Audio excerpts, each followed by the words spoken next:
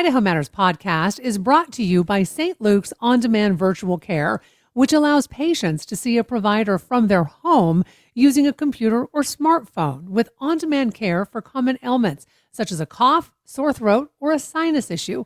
More information at stlukesonline.org. Do you ever feel like you just don't have the time to sit down and read the news every morning? Sometimes things get so hectic you can't even scroll through your feeds while you're trying to get ready. A podcast from Boise State Public Radio has you covered. I'm George Prentice, and I want to invite you to check out The Connector every weekday morning. You can get up to speed on all of the Idaho news you need to start your day without ever interrupting your morning routine. All you have to do is hit play. That's The Connector from Boise State Public Radio. Find it wherever you get your podcasts. You're listening to Idaho Matters from the studios of Boise State Public Radio News. I'm Gemma Gaudet. Every morning as overnight shelters close their doors, hundreds of people are left with nowhere to go. That's why places like Corpus Commons are so important. They're the only year-round daytime shelter in Boise, and they provide those experiencing homelessness a place to do laundry, to take a shower, and to get out of the cold. However, as the need for these services continue to grow, the shelter is having to find creative ways to help keep up with all the demand, which is why this holiday season they're launching the Great Gingerbread Build, an event designed to help our neighbors in need. And joining us now to talk more about Corpus Commons and this upcoming event is Jessica Abbott, the Executive Director of Corpus Commons. Jessica, welcome to the show. Hi, Gemma. Thanks for having me. So, Jessica, for folks who may not be familiar, what is Corpus Commons and what role does it play in Boise's shelter system? Yeah, so Corpus Commons is Boise's only daytime shelter. So we meet a few different little buckets here in the Treasure Valley. We're uniquely positioned. We're the only ones that do this. So overnight shelters have people leave in the morning and they can't come back till night. So that's one of our first buckets that we meet are those people that don't have a place during the day, especially our medically fragile. And so we provide showers and laundry and a warm, safe place to be. The other category that we meet and try and help with is our truly unhoused population. All those people that we're seeing that are on the streets, unable to access shelter or it's overflowed, and they're in their cars, they're in tents, they are on the streets. And so this is the one safe place that they can be. And then we are also seeing a great demand in people that are just financially unstable right now.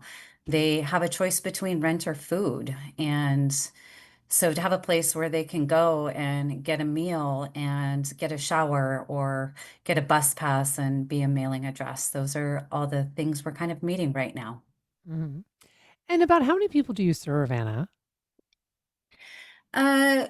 So we are seeing kind of an increase right now. We've seen easily about 200 people a day.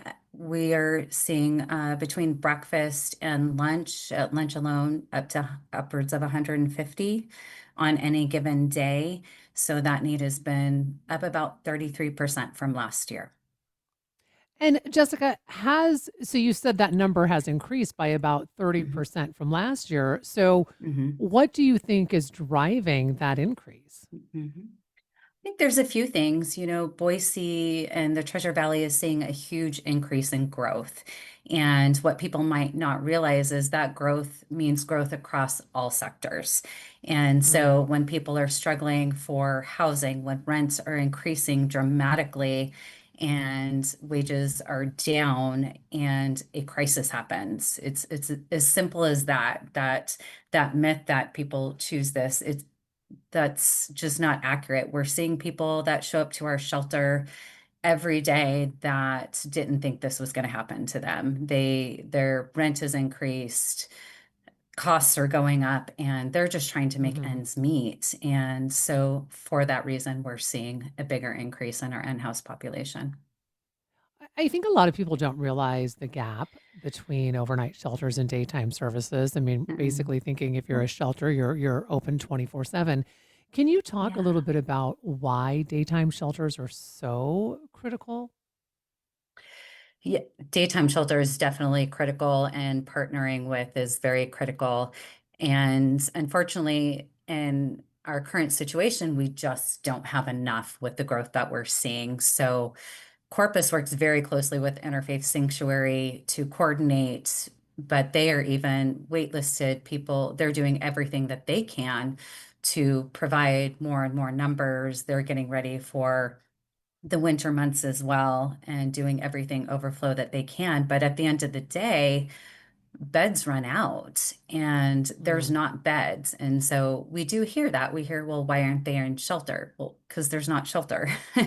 And so you have more people on the streets, you have more people in cars and encampments, and the resources just aren't there. And so that's kind of where we're asking as the main point, the place where people access first during the day is to help support all of those resources. mhm.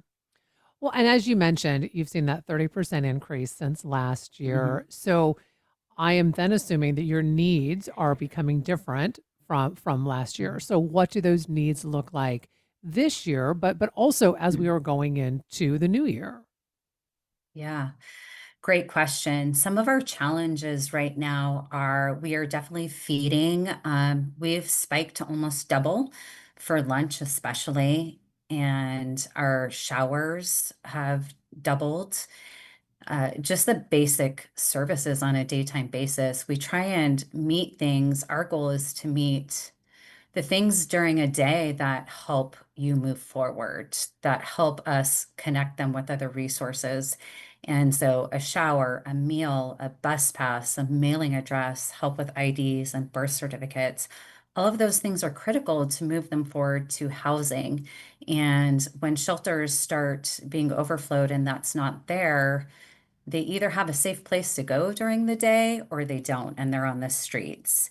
Mm, And our goal is to make sure they do have a safe place, that they have a place to help get some case management, to have somebody help work them through this very traumatizing process when you first become homeless, so that this doesn't become something that happens as a lifetime situation for them. Has Boise's new camping ordinance impacted what you do? Absolutely. Absolutely. I will be very honest. This was not helpful for us. It's one of the reasons that we have seen a huge spike when this law passed July 1st.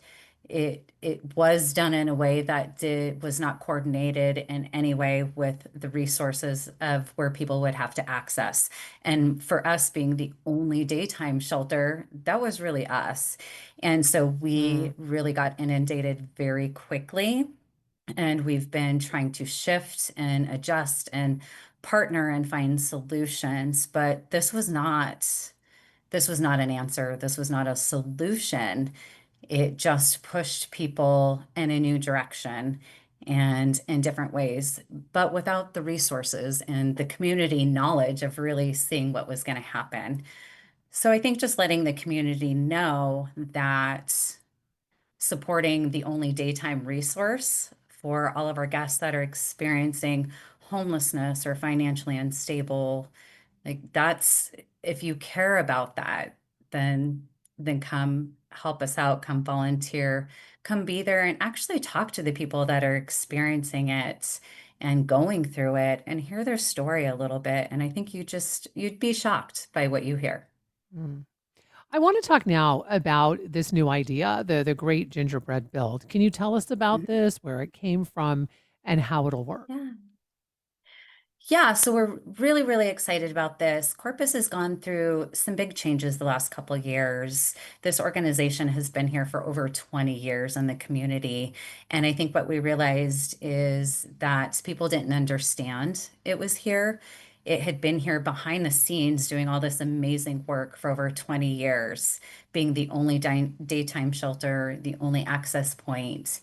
And one of the challenges is that our numbers have just grown dramatically, especially since COVID happened and the growth in Boise. And so we decided, how do we move forward? How do we let the community know we're here? because we're very big on our vulnerable population should be supported by the community and Hmm. how we serve that. And so we wanted to do something different. We wanted to do something that wasn't a gala, that wasn't like, how do we have a fun community event where we can have a positive and solution focused conversation around homelessness? And so the Great Gingerbread Build was born, and this is our first big inaugural event. We're really excited about it. It's been getting so much positive attention, and it's just a really fun way to bring your family for the public for free and come in a winter wonderland and help vote on these amazing creations that are happening and join our interactive room and help do our winter clothing drive and our coffee drive, the things that really support us. And honestly, just be there to answer questions and really dispel some of the myths around homelessness here in the Treasure Valley. So talk to us about the event itself. I mean, so you go in and what are there like gingerbreads and you get to vote on them, Yeah. things like that. Like walk us through what people will be able to see. Yeah. So on December 12th and 13th, it will be open to the public. We are at the Creative Space this year. And when the public and families walk in, they're going to walk in and see a winter wonderland. They are going to get to see a huge space of gingerbread houses that are all competing to see, who's the best. We have a lot of big sponsors this year. We have Rediscover Books is involved with us, the city of Boise, just so many, and they're all being so creative. And it's just a really fun way to come in and spend some time with your family and also bring in warm clothing, bring in coffee, bring in things that help support our vulnerable community. And they get to vote on which creations they think are the best. And that helps us move forward on our competition.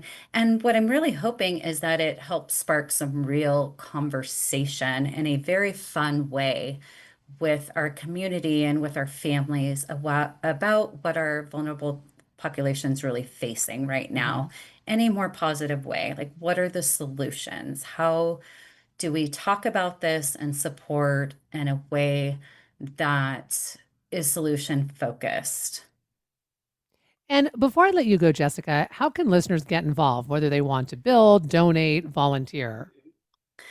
The best thing that you can do is go to corpuscommons.org, and we have everything regarding the gingerbread build. We still have a few spots available if you want to submit a gingerbread creation to be part of this. And if you just want to learn more about Corpus, and if you haven't really known what a daytime shelter looks like and how that's different from what's going on with overnight shelters and everything else, this is the perfect time to do that. There's a great video on there. If you have 6 minutes, take 6 minutes and just really watch and listen about what this very vulnerable community members are going through, and hopefully that will spark some really good conversations, and please reach out to us. Well, I want to thank you so much for taking time to speak with us. We've been talking with Jessica Abbott, the executive director of Corpus Commons, about how they're making a difference in our community.